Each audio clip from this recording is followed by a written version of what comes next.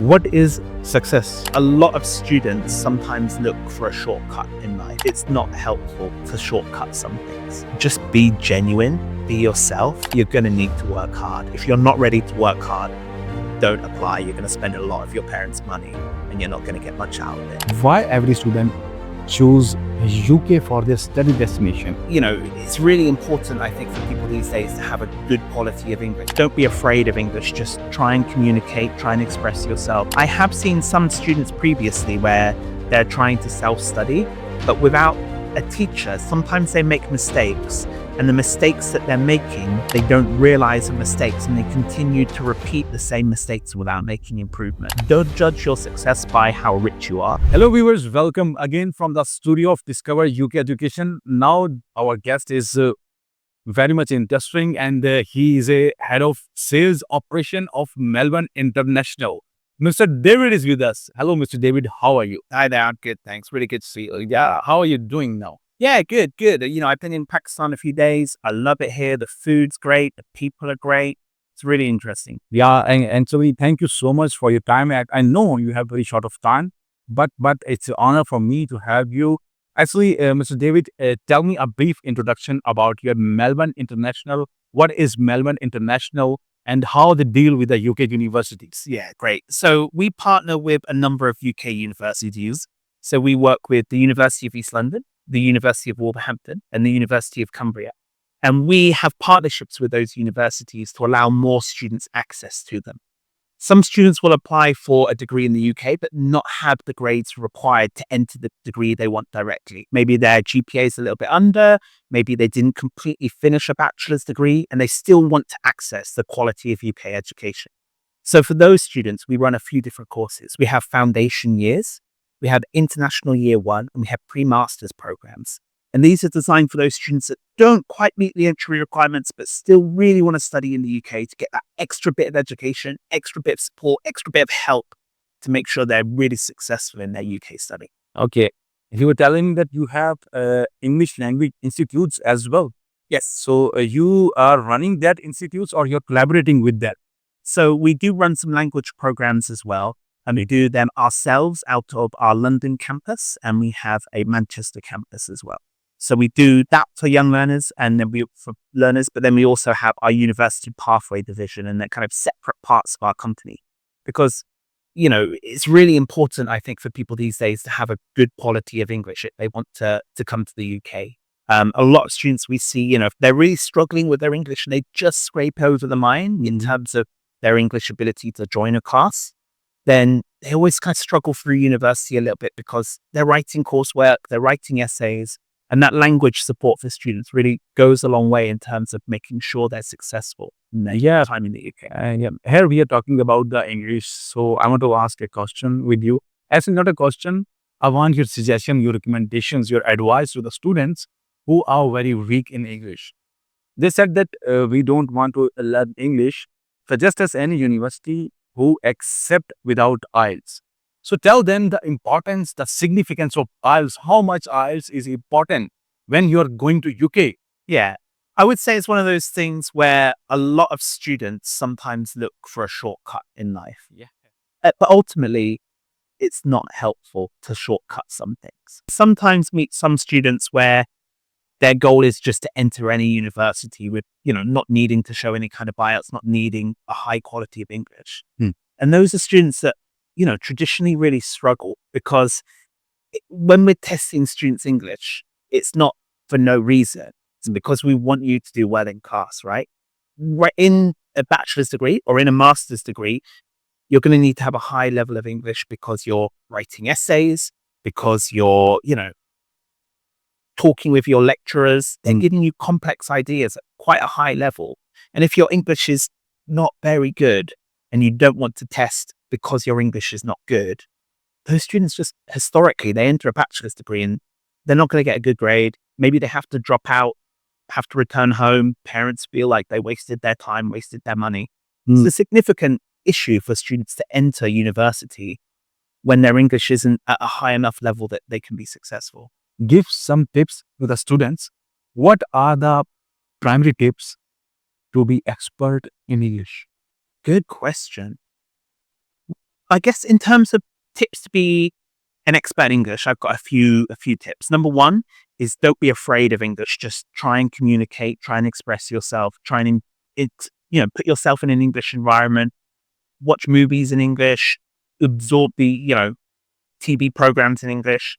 But my second tip is actually make sure you take classes. I have seen some students previously where they're trying to self-study, but without a teacher, sometimes they make mistakes, and the mistakes that they're making, they don't realize the mistakes and they continue to repeat the same mistakes without making improvement. Just realize it's what we call fossilization of errors, where you take the mistakes you have and rather than fix them, you repeat them and you repeat them and you repeat them until it's normal to you. And you then become habitual. Oh yeah, it becomes a habit and you find it very hard to fix mistakes that you've made because it becomes natural to you. Yeah. So really kind of taking classes is a good way to have someone else say, oh, no, you're doing that wrong and this is what you need to do. It's kind of like if you went to go drive a car, you've never driven a car before, someone just gives you a car, you're probably not going to be a good driver. Whereas if you take some lessons, someone shows you how it works, someone teaches you the way to drive a car correctly, namely professionally, you become a good driver at the end. Yeah, it needs training. It needs practice. lessons, yeah. Yes. There's no way to do it other than to learn it. Yeah, obviously. Okay, Mr. David, tell me why every student choose UK for their study destination. Is that there are world of studies like USA, Canada, Australia, Ireland. Why UK? Yeah. What is the reason behind it? There's lots of reasons I see students coming to pick the UK when they come to study with us. I think that, culturally, we're a really good fit for a lot of students. They like that we teach in English, so they're not picking a lot of European destinations. I think the UK is a really competitive environment that we offer really high class education. I think a very affordable price point. I know it's expensive and I'm not trying to downplay that. But when you look at the quality of English education for the price that you're paying, I think it provides really good value. And I think that's one of the big differences in the education that I see in the UK, that sometimes in some cultures, memorization is the methodology of learning. And then you have people enter the workforce where they're not able to actually do well by thinking by themselves. They don't think critically, they don't learn and apply new information. They just repeat what they've always been told to do. You can't have innovation and change. No one wants to hire a manager that's just done what's always been done. People like that in the UK university, you develop skills, you change your way of thinking, you develop your mindset, and you learn the critical skills essential for business for the future. Okay, Mr. David, the students who want to study in the UK, but they don't have much good grades, like if the requirement is 70%, they got a 65%. In this way, how Malvern can help these kind of students? Yeah, that's exactly what we do. So with the program portfolio we have, we offer an international year one, a foundation degree, and a pre-master's. In your example, I'm going to talk a little bit about our international year one because that tends to be our most popular product for Pakistani students. So in the example where the university is requiring a 70% and the student has a 65, they're often qualified for an international year one. Okay. Now, in that example, I want you to imagine that a student is coming from Pakistan. Their grades are a little bit weaker. They've never studied completely submerged in an English environment. It's a change of teaching style. So they're not learning by memorization. They're learning by doing and critical thinking. And then you take that student that's having such a shift in their life, in their moment, and put them in the back of a class with 200 students that have all spoken English their entire life. They've gone to school in the UK and the lecturer is speaking to the 180 students that are native English speaker. And that student sometimes just really struggles. So what we provide is called an international year one, and it replaces the first year of the bachelor's degree. Okay. So really importantly for students to understand, it costs the same amount of money. It doesn't take any additional time. You have the exact same qualification at the end, but it takes that first year where you're adapting and you're changing and you're struggling. We say, hey, let's put you in smaller classes. Let's have 20 students in a class maximum. Let's have 100% international students that are going through the same change as you. And then we can have a lecturer that understands your needs, your changes, your development, the fact that you don't speak English fluently. So maybe we need to support your language more. Maybe we need to support the way you think about work, about academics, so that you understand you can't get through this by memorizing. Like, let's sit down and have a conversation about how UK education is different.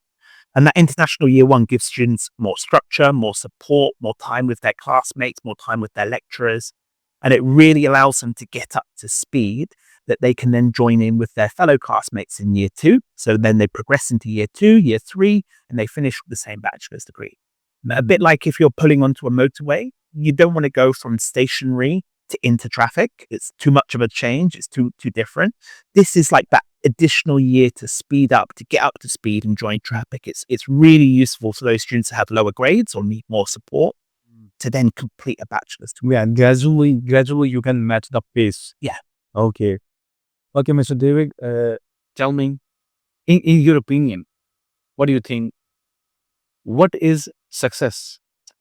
Oh, good question. What is success? I think there's a lot of different kinds of success and different people measure it differently. I think for me, the key thing is we shouldn't compare ourselves to everybody else, because it's different people start life with different backgrounds, So a lot of students watching this, I'm sure you come from environments that have been challenging, right? You've maybe grown up in a challenging environment. You've had to struggle really hard and you do your best every day, but you look around you and you see someone driving like a beautiful imported foreign car when every day, like you're struggling and doing your best. And I want those students to know, like, they can still be successful and they still potentially are successful. Just because they've started in a position in life that's behind others, they weren't born to a rich family with a ton of money. That doesn't mean that by improving their lives, they haven't been successful. I think success is looking at yourself and saying, you know what, I did a good job. Like, I'm happy with that. Like, I stood back, I've considered my life, I've done well. Not everybody's going to be a millionaire. 0.0001% of people in the world are a millionaire. Don't judge your success by how rich you are. Yeah. Take a look at your life, see where you started, see where you are, and think, did I do a good job? And if you did a good job, you've been successful. So in your opinion, success is not about the money. No. It's about the personal satisfaction, how an individual is satisfied with his self. If I was born to millionaire parents and I inherited their money, that doesn't mean I've been successful. Everyone stops. You did nothing. Your parents, money tells us nothing about success. But I think kind of each person, if they reflect on their life, will know if they've been successful. And each person, if you've lived a good life, you've inspired others, you've been kind to others, success doesn't need to mean money. Success can just mean you're proud of what you did. And that is successful. Okay, as we are talking about the UK education, our podcast name is also Discover UK Education, and it is a brand of AHZ. So tell me, how much education is important in any individual life? Yeah, great question. So I was actually at the AHZ Expo earlier this week in Islamabad, and a student sat down and she asked me a couple of questions about kind of what she should be doing, where she should be applying to, like, should she take a master's, where should she take one? And I think similar to my answer to her, my answer to you is, people these days need to think about what are their goals? What are their life goals? What company do you want to work at? What industry do you want to work at? What do you want to achieve with your life? We were talking about success. For some people, making a lot of money is success. And if that's what motivates them, great. Look at big companies, look at the skill set that you need to be successful in that role, and then match your educational journey to that. So if you look at it and say, hey, PwC, that's the company I want to work for. I want to go and work for them. Think about what requirements do they need? Are they accepting people with Pakistani bachelor's degrees? Are they accepting people with UK bachelor's degrees? Do they want a UK master's? Looking at your future and your future goals, that's where I want to go. What do I need to build to get there? And then you can look at kind of, researching companies I'm interested, researching people who I'm inspired by, young people, to look at people they're like, wow, that person's successful, that person's done well. How did they get there? Did they take a master's degree in the UK? Did they take a bachelor's degree in the UK? What was their journey like?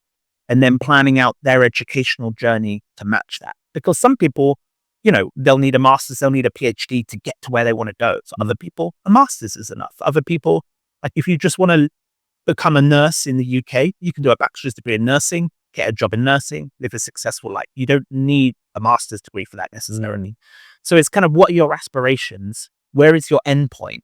And therefore, what steps you need to take now to reach that point. Yeah. You told that you have visited our expo, AHZ Expo Islamabad. So how was your experience over there? Yeah, really nice. It's really interesting.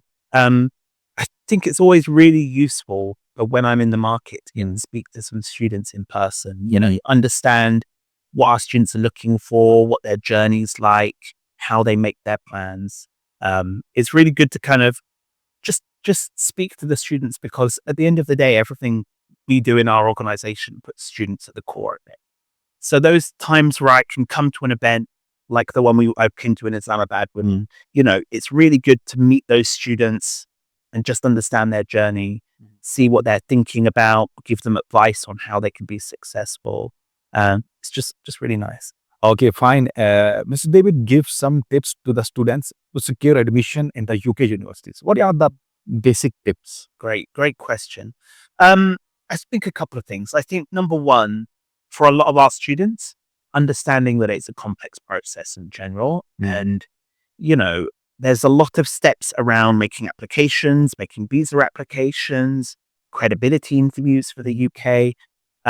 It's not as straightforward as students sometimes think. And my main advice would be, get some help. Speak to an educational consultancy, let them work with you. Like AHZ? Like AHZ, yeah. Okay. Think, where do I want to go? What do I want to do? What's my journey like? And, a good agency like AHZ would be able to really help you understand the steps involved, because otherwise students can sometimes get a bit lost in it. The other thing is, every single year I speak to students, often from Pakistan, often from all over the world. And they say to me, can I still make this up? Is it too late? And I'm like, yes, it's too late. Time flies quickly. The process isn't as time is money. Yeah, time is money. And applying for a visa can sometimes take longer than students think. Deadlines can come along sooner than you think. Doing a credibility interview take longer than students think. The students I find who always, find themselves on the dock waving the ship goodbye, they're the ones that came to it late. They're like, now is a good time to come and speak to, a company like AHZ and say, hey, I'm thinking about September now. What does the timeline for that look like? When should I start making applications? Because most universities, I know we're open for applications now. Students can make application now. They can get offers now. They can look at, do I need to improve my English? Do I need to, finish this qualification? Do I need to save some money? Do I need to put money in the bank and make sure it's there? What is required for that journey, and start it sooner than you think. Because every year I get students that are very sad because they left it to the last minute and the boat is, on the horizon, and they're standing there at the docks with their bags and thinking, I have to wait another year now. So for those students, my top advice is, get good help, start it earlier than you think, listen to the advice. And then another area I do a lot of work in is around our credibility interviews. So making sure that students that want to come to the UK can get a visa, because we meet so many students, genuine students that really want to come to the UK and study, and they really want to come and just better their lives. And then they get asked to prove that they're a genuine student. And some students go about this by just memorizing paragraphs, and they come across as non-genuine. That they're a bit like we were saying earlier, you can't shortcut some things in life. And students to do meaningful research to really understand the university they want to go to, so they can speak confidently about it without reading a script, it goes such a long way in making sure that they're able to get a visa, that they show that they are credible by the things that they say, the knowledge they have. Whereas when students, if they get called for a visa interview and they're asked questions about the university and they just can't answer them, that's when students get rejected. And as soon as you have a visa rejection on your record, it's really challenging to make future applications. So just do it once and do it right. Okay, in the last, give one strong tip to pass the credibility interview and end with a advice for the students who are going to UK. Yeah, great. Good question. The main advice I always give students for passing the credibility is just be genuine, be yourself. I think if you think about us during this podcast, right? it's clear we're not reading something. I don't have a piece of paper. I also don't have an And paper. the genuine nature of our interest in this industry comes across. And I think that in the same way that you can see that students are interested and they're inspired, when I see credibility interviews sometimes, the students that do badly, the students that give very clearly memorized answers or very clearly are reading something. And you can tell it's inauthentic straight away. In the same way that no one's going to think we're reading. When I listen to someone reading, their voice is monotone, you can see their eyes moving. And it takes a student who is maybe nervous and they read and they get rejected. When actually it's much better to just be genuine, be yourself. If you've decided to go to a university in the UK, that decision is going to shape your life forever. Going to the right university is such a big decision for you.